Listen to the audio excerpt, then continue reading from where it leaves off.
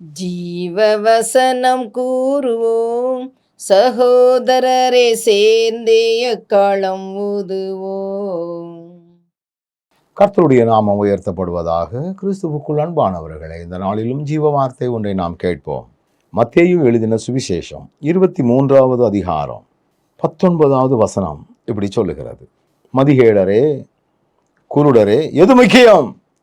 காணிக்கையோ, காணிக்கையை பசுத்தமாக்குகிற பலிபீடமோ? ஆண்டவர் சொல்லக்கூடிய வார்த்தையை பாருங்கள். மதிகேடரே, குருடரே.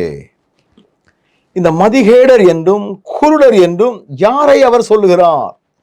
இந்த அதிகாரத்தை பார்த்தீங்கன்னா நிறைய இடத்துல மதிகேடர், குருடர் என்று சொல்லுகிறார். அதுவும் மாயக்காரர் ஆகிய வேதபாரகரே, பரிசேயரே, உங்களுக்கு ஐயோ அப்படின்லாம் சொல்றாரு. என்ன சொல்ல விரும்புகிறார் அப்படின்னா, இந்த பரிசேயர்களெல்லாம் இருக்கிறாங்களே, இவங்களை மாறி கடமையை செய்கிறவங்க யாரும் இருக்க முடியாது. கற்பனைக்கு கீழ்ப்படுகிறவங்க யாரும் இருக்க முடியாது.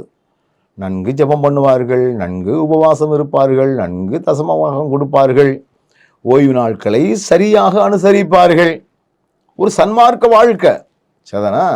இப்படிப்பட்ட ஒரு ஃபார்மாலிட்டியாக வாழ்ந்து கொண்டிருக்கிற ஜனங்களை பார்த்து ஆண்டவர் கேட்கிறார், மதிகேடரே, குருடரே. அப்ப ஆண்டவர் இந்த ஃபார்மாலிட்டிஸை விட்டுட்டு அடுத்த காரியத்தை அவர் நம்மகிட்ட எதிர்பார்க்கிறார். இன்னைக்கு வெறும் காணிக்கை கொடுத்தா போதும், இன்னும் அள்ளி கொடுத்தா போதும். எனக்கு அன்பானவர்களே, வெறும் காணிக்கை அல்ல, அர்ப்பணிப்பு மிக முக்கியம். ஆண்டவருடைய பலிபீடம் முக்கியம்.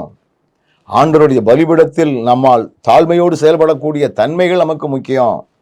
அங்கே மேன்மை பாராட்டுவதற்கு ஒன்றுமில்லை என்று சொல்லி நாம் அறிந்து கொள்ள முடியும். அதனாலதான் அவர் சொல்றாரு மிக அழகாக, மதிகேடரே, குருடரே, எது முக்கியம்? இன்னைக்கு பார்த்தீங்கன்னா முக்கியமானவற்றிற்கு முக்கியத்துவம் கொடுக்காமல் முக்கியத்துவம் இல்லாதவைகளுக்கு முக்கியத்துவம் கொடுக்கிற உலகத்தில் வாழ்ந்துகிட்டு இருக்கிறோம். எது முக்கியம்? ஒரு பண்டிகை நடக்கிறது என்றால் அதுல நற்கருணை ஆராதனை என்று ஒன்று உண்டு, காணிக்கை கூட்டம் ஒன்று உண்டு. இந்த திருவிருந்த கூட்டத்தை முக்கியமாக நினைக்காத நிறைய பேர் அந்த கூட்டத்துக்கு, அந்த ஆராதனைக்கு வருவதே இல்லை. எது முக்கியமானது என்று அவர்களுக்கு தெரியாமல் இருக்கிறார்கள், அறியாமல் இருக்கிறார்கள், புறக்கணிக்கிறார்கள். கவனத்தோடு வாழ்வோம். நல்ல ஆண்டவரே, எது முக்கியம்? இதை நாங்கள் புரிஞ்சு வாழ எங்களுக்கு கிருபை தாரும். இயேசுவின் நாமத்தில் ஜெபிக்கிறோம் நல்ல பிதாவே.